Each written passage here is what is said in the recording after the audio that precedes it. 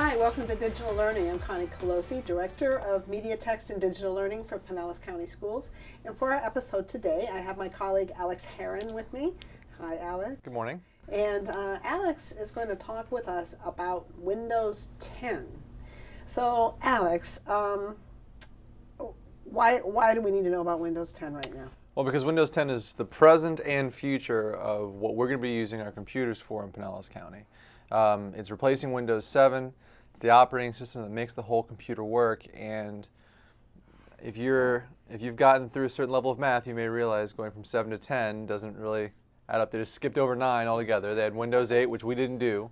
So if you think about that, we're going from Windows 7, skipped to 8, and now we're on 10. So we're actually, if you're on Windows 7 still, that is an old operating system.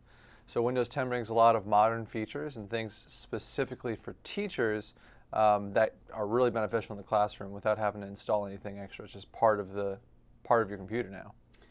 All right, so I'm the kind of person, I want to sit down with the computer, I want to push the button, I want it to go, I don't want to spend a lot of time fighting the machine, I need to get my work done. Mm-hmm. And so if I were a person who had learned Windows 7, was comfortable with Windows 7, why is it a bad idea for me just to say, never mind, no thank you, I just want to stay with what I know? There are a lot of reasons.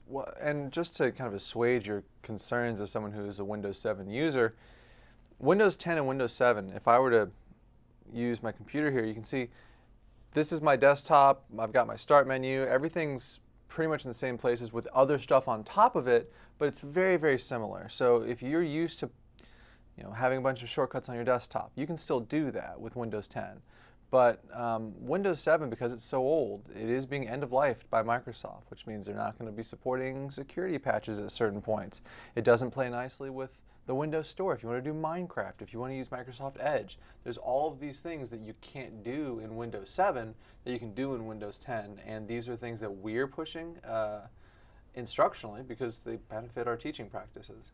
Okay, well, so that's why I asked you to come today, because I have a feeling that there's a lot that you know that you can help us with. In fact, we spent a little time yesterday, and I'm already off and running. And so, so let's dive in. Where do we start? Let's assume we have a person that's just turning their Windows 10 computer on the first time. Sure. So I'm actually going to flip my screen over here to a picture that I have, just so we can have some terminology.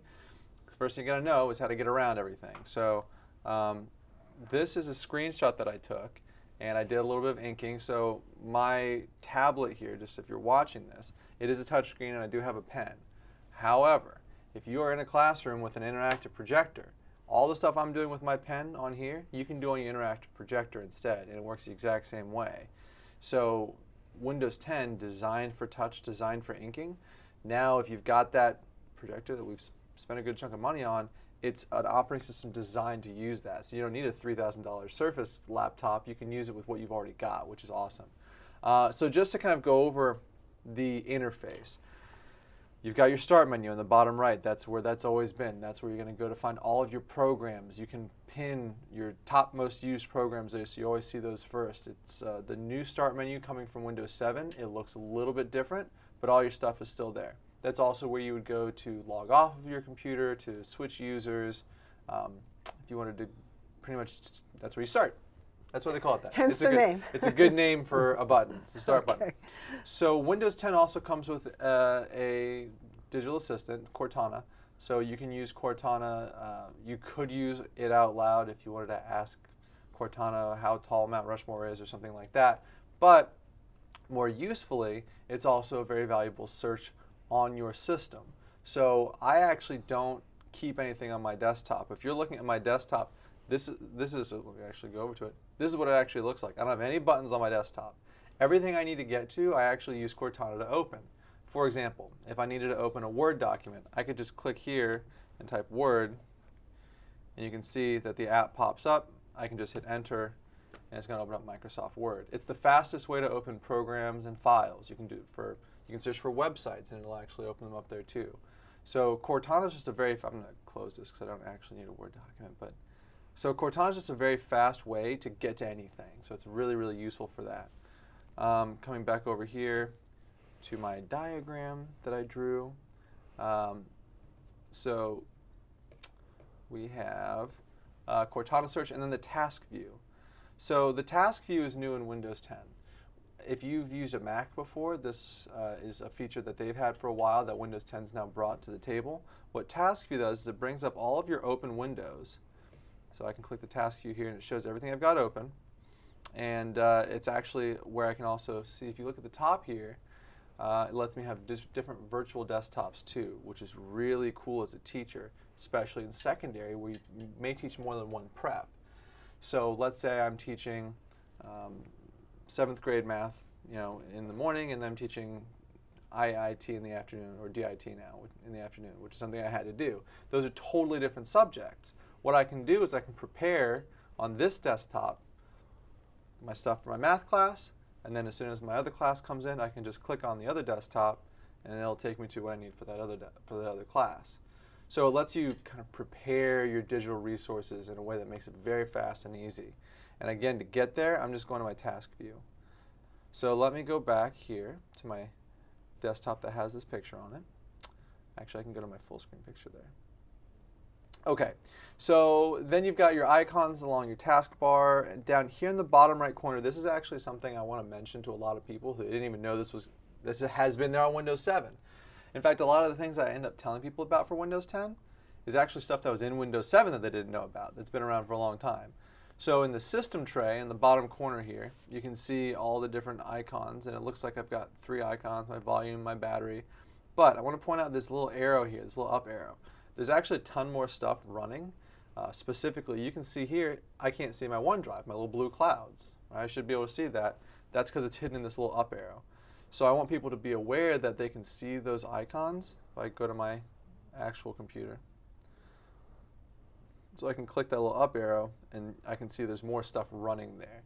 So that's the system tray, kind of is background processes that are running on your computer.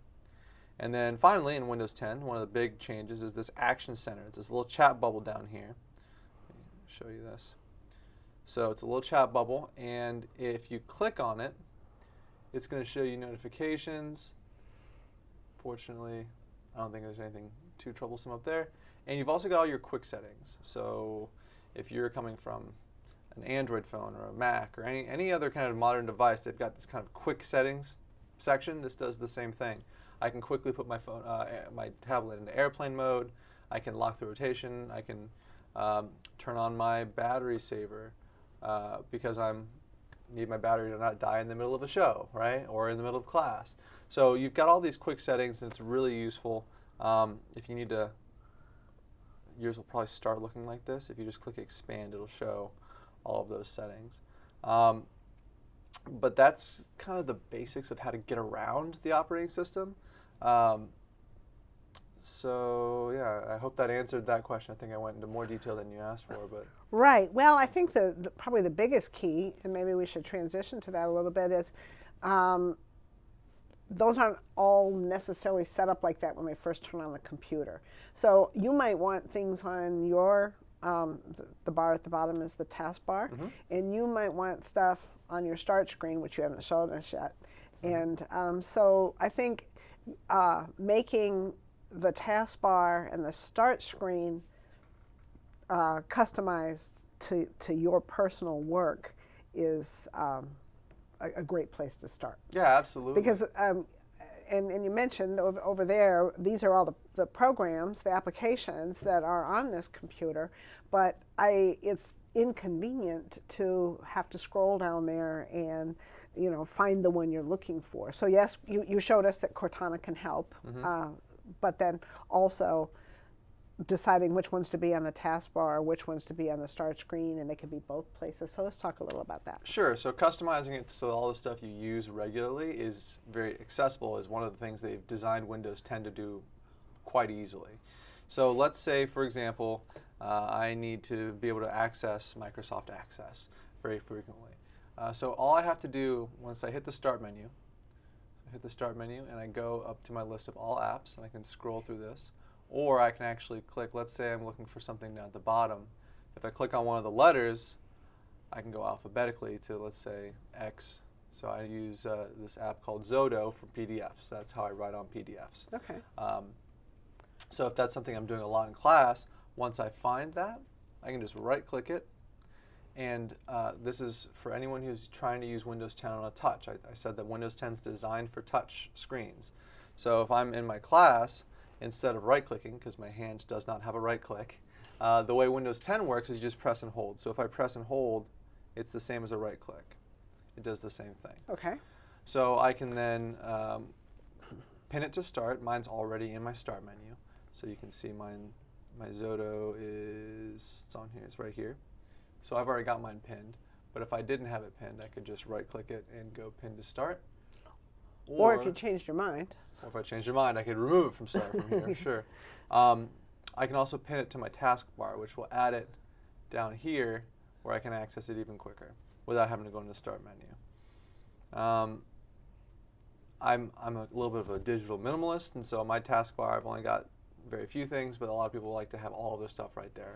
You know, while we're here, and I don't want to take us off the topic, but I see that on your taskbar you have the E, which makes me think of Internet Explorer, but that's now Edge. That's correct. And then you have Firefox, and then you have Google Chrome. Why do you have all three of them, and when would you use which? Because you're a minimalist, so you have them there on purpose. Right, so that's a great question. So for my job, because I do a lot of technical things, the web browsers interact differently with certain websites. So I need to be able to access all of those different web browsers. For most people, using Chrome most of the time is what we recommend. That's how you get to Clever, that's how you access Focus. Now you don't have to go through Firefox anymore. You can access Focus through Chrome. We just know everything works with that. The reason I keep Edge here, this Edge browser, which is not Internet Explorer. Not Internet Explorer. And so just a word about people who might be still using Internet Explorer. Please don't. Stop. Stop. Internet Explorer is an old web browser that uses old technology. They only include it anymore for people who are in corporate settings that require them to use 10-year-old software. Some people need it still, but we shouldn't be using that. We want to be using Edge if we use anything. Okay, so that icon refers to Edge now. Correct. And the biggest benefit of Edge, for my mind, is that it's designed for touch and inking. So Chrome, Firefox, they're great browsers, but they don't do touch and inking very well. So let's say, for example, I wanted to read this article about the Rays, so I can use I'm using my touch interface here. And I can actually go in, you can see this pen icon in the top corner. Anytime you see that pen icon, that means you can use inking. So if I were to, let's say, go to this picture, hit that pen icon, I could now go in the article and actually, draw stuff. I could highlight on parts of the page. And I'm in Edge. I'm still in the web browser. So this is something you can't do with some of the other web browsers. If I'm looking instructionally, let's say I use a staff notebook or a class notebook, for example, the workflow for me and my class might be, I'm presenting in front of my class, maybe I have a student come up and highlight particular parts of the page. Then when I'm done and I'm happy with this, I can just hit the save button and save it straight into, it'll put it into my notebook. It'll put it right into OneNote, so you can have your students access it right away. All right, so we're just getting started, but we're going to take a break. And when we come back, we're going to continue talking about browsers and then the instructional tips and tricks that Windows 10 will help us do. Stay tuned. We've got more great information about Windows 10.